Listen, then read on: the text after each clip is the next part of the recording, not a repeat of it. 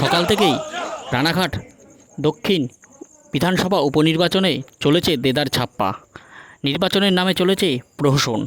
এমনই একাধিক অভিযোগ ও পুনর্নির্বাচনের দাবিতে নদিয়ার রানাঘাট এসডিও অফিসে বিক্ষোভ ও ডেপুটেশন কর্মসূচি সিপিআইএম প্রার্থীসহ কর্মী সমর্থকদের।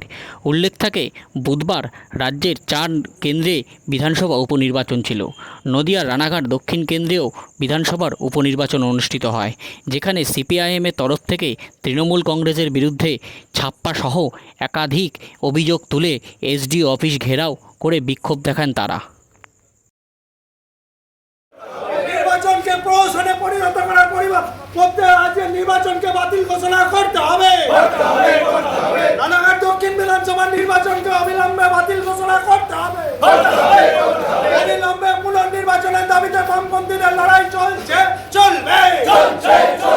ইনকিলাব জিন্দাবাদ, জিন্দাবাদ, জিন্দাবাদ। ইনকিলাব জিন্দাবাদ।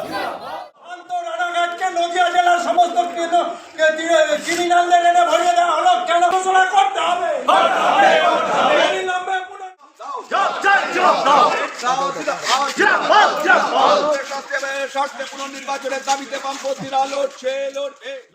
আসলে আজকে আমরা যে নির্বাচনের নাম করে যে প্রহসন চললো, সেই প্রহসনের নির্বাচন বাতিল করে অবিলম্বে এই নির্বাচন পুনর্নির্বাচন করবার দাবিতে আরও সাহেবের কাছে আমরা স্মারকলিপি জমা দিতে এসেছিলাম।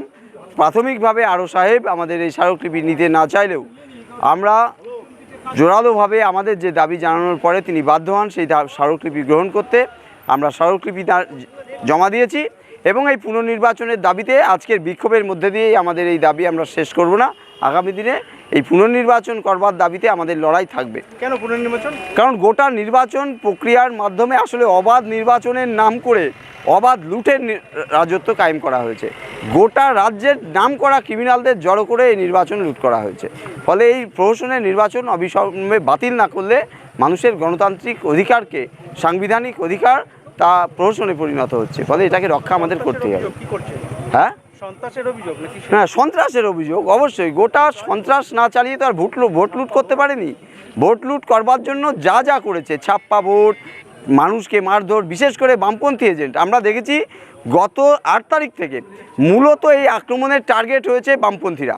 আমাদের কমরেডদের বাড়ি বাড়িতে আক্রমণ, আমাদের যারা পোলিং বুথের এজেন্ট হতে পারেন এরকম মানুষকে চিহ্নিত করে খোঁজ নিয়ে তাদের বাড়িতে আক্রমণ, তাদের মারধর, তাদের তুলে নিয়ে যাওয়া, তাদের পিস্তল ঠেকানো।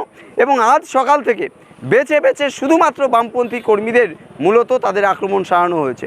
এবং আমরা দেখেছি যারা প্রধান বিরোধী দল বলে নিজেরা দাবি করে, গত 8 তারিখ থেকে তারা রাস্তায় নেই। তারা নিজেদের আত্মসমর্পণ করে ফেলেছে। যারা নিজেদেরকে তৃণমূলকে তাড়াবো বলে নিজেরা বারবার দাবি করে, কিন্তু তাদের আজকে গোটা লড়াইতে আমরা পাইনি। ফলে গোটা লড়াইকে আমাদের বামপন্থীদের একা লড়তে হয়েছে এবং নিশ্চিতভাবে আগামী দিনের এই লড়াই আমরা সামনের দিকে এগিয়ে নিয়ে যাব। দিদির আমরা শেষ দেখে ছাড়বো। এইভাবে পশ্চিমবঙ্গের গণতন্ত্র শেষ হতে পারে না। পশ্চিমবঙ্গের গণতন্ত্র কেউ শেষ করতে পারেনি। ভারতবর্ষের সাংবিধানিক অধিকার আমরা সামনের দিকে নিয়ে যাবই। সে মমতা ব্যানার্জি আসুক আর যে ব্যানার্জি আসুক, আমরা বামপন্থীরাই সেটার জন্য। প্রতিবাদে আজকে স্মারকলিপি দিলাম।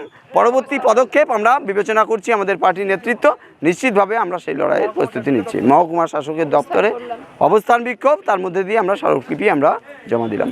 আপনার নাম? অরিন্দম বিশ্বাস, সিপিআইএম ক্যান্ডিডেট, রানাঘাট দক্ষিণ বিধানসভা উপনির্বাচন কেন্দ্র।